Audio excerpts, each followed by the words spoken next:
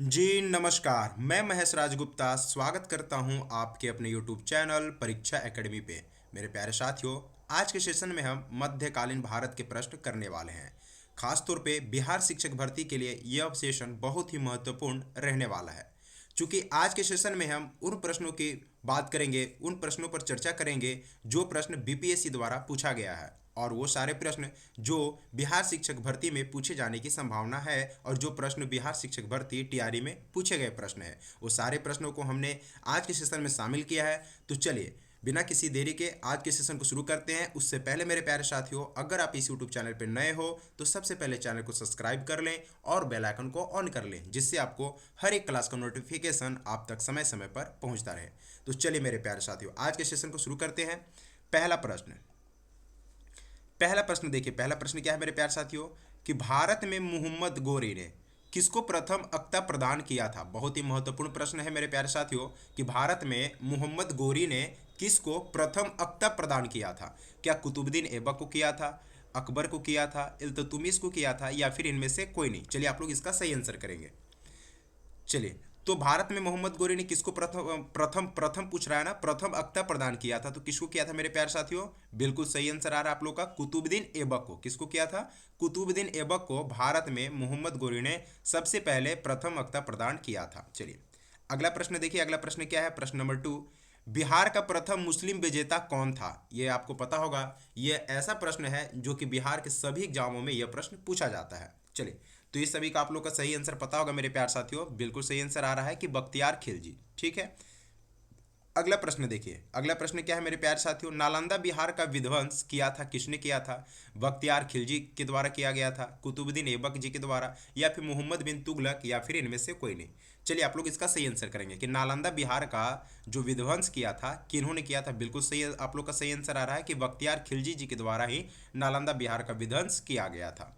चलिए अगला प्रश्न देखिए मेरे प्यार साथियों, अगला प्रश्न क्या है, गुलाम वंश का प्रथम शासक कौन था? चलिए आपको बताना है कि गुलाम वंश का प्रथम शासक कौन था। चलिए, क्या बलबन था, कुतुबुद्दीन ऐबक था, इल्तुतमिश था, या फिर इनमें से कोई नहीं। तो गुलाम वंश का प्रथम शासक पूछा जाता है, ठीक है मेरे प्यार साथियों, कौन हो जाएगा? कुतुबुद्दीन ऐबक। बिल्कुल सही आंसर आप लोग का भी आ रहा है। चलिए अगला प्रश्न देखिए, गुलाम वंश का संस्थापक कौन था मेरे प्यारे साथियों, या फिर गुलाम वंश का प्रथम, देखिए इसमें प्रश्न में क्या पूछा गया था, गुलाम वंश का प्रथम शासक पूछा गया था, तो आपका सही आंसर क्या होगा? कुतुबुद्दीन ऐबक।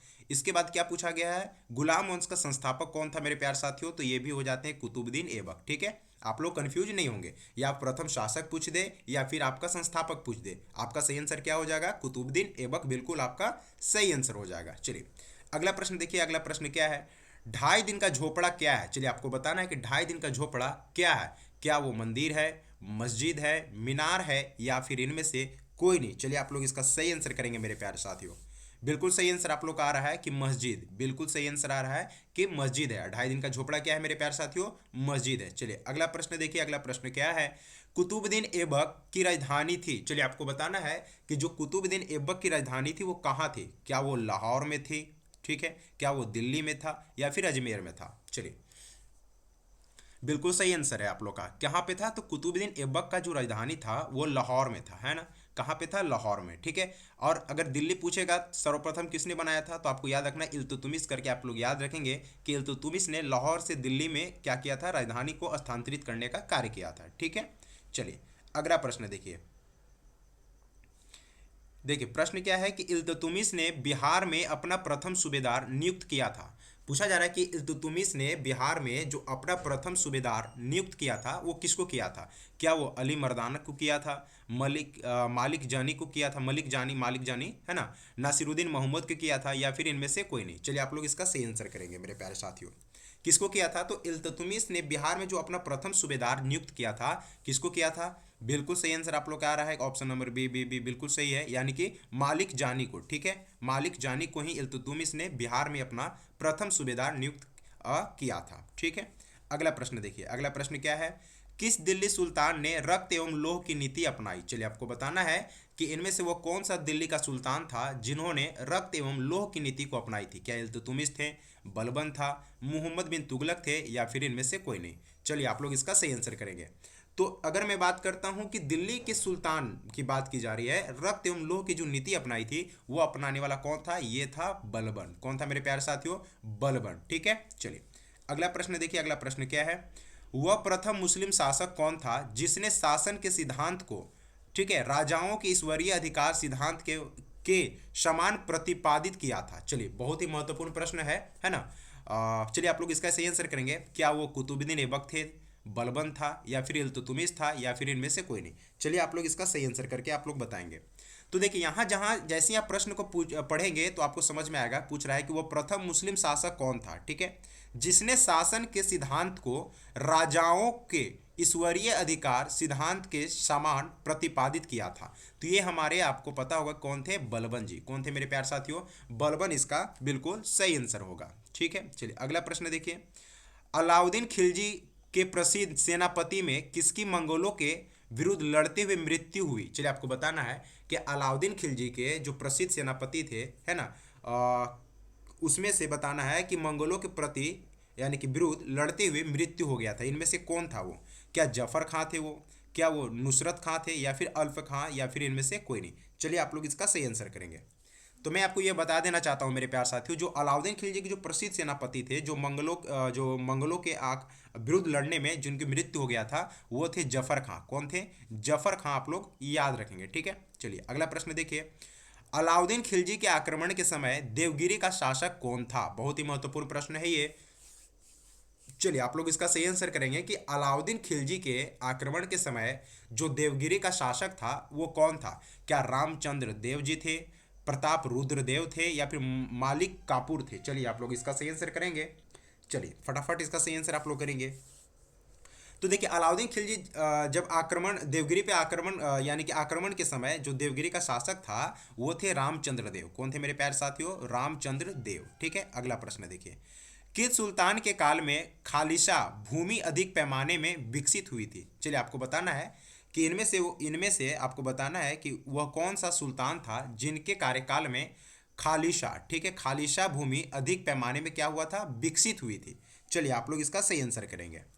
बिल्कुल सही आंसर आप लोग का आ रहा है कि अलाउद्दीन खिलजी। आप लोग का बिल्कुल सही आंसर आ रहा है। बहुत लोगों का मतलब बहुत ही अच्छा आंसर आ रहा है। ठीक है, अगला प्रश्न देखिए।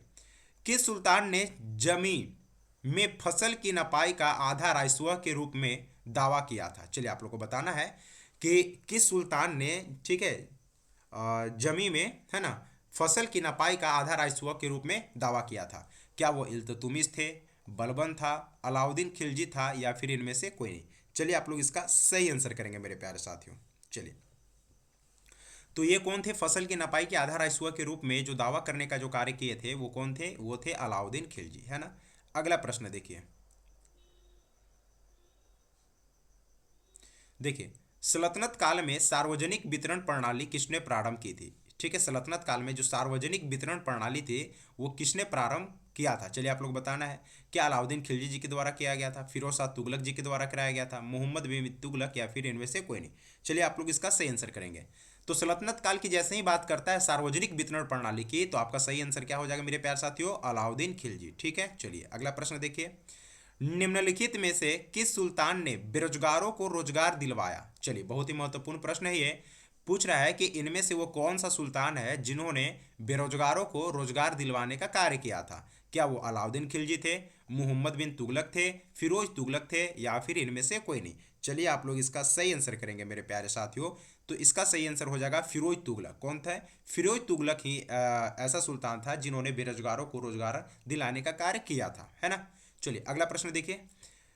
कश्मीर घाटी के अंतिम मुस्लिम शासक यूसुफ शाह चक, जिन्हें मुगल सम्राट अकबर द्वारा बिहार में निर्वासित किया गया था, दफन है कहाँ पे? वो दफन है फिलहाल में। चलिए आप लोग इसका सही आंसर करेंगे।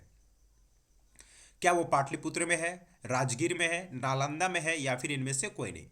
तो मेरे प्यारे साथियों इसका सही हो सकता है कि आप सभी को पता ना होगा इसका आंसर, है ना। इसका जो सही आंसर हो जाएगा वो हो जाएगा नालंदा। ठीक है, नालंदा, है ना। अभी एक प्रश्न तो आपको ये पूछ दिया गया, दूसरा का पूछ दिया गया कश्मीर घाटी के अंतिम मुस्लिम शासक कौन थे? तो यूसुफ शाह कह के चक करके आप याद रखेंगे, है ना।